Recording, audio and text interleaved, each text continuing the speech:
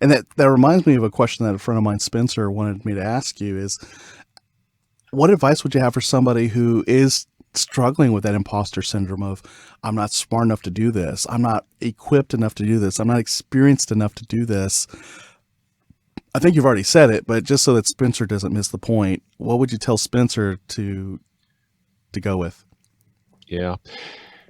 Well, it's interesting because the truth of the matter is that none of us, none of us are really uh, qualified to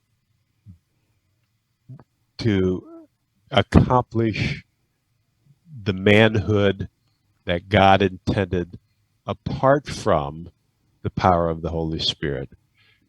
You remember Moses showed up and he saw the burning bush and he said, "Oh man, oh God, I can't do this. Send somebody else." He just didn't feel adequate. Here's the thing.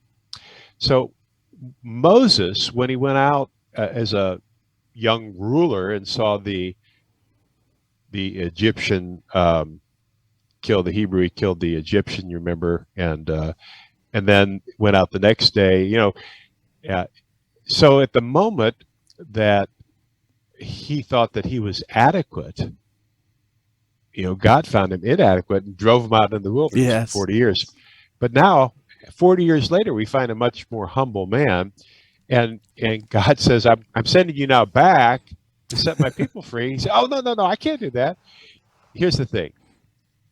At the moment Moses thought he was inadequate, that's when God found him adequate. Mm-hmm. And so to just accept that we are inadequate without the power of the Holy Spirit, and then to understand how the Holy Spirit works in our lives, and to respond to him and to be obedient. Look, the mindset of a servant is most people are asking, how can I get what I want? But a servant is asking a different question. A servant is not asking, how can I get what I want? The servant is asking, what does the master need? What does the master need? And so just to have the mindset of a servant and to allow the Holy Spirit to work in and through us. With regard to that whole imposter, what'll people think when they find out? They already know. Right. They already know.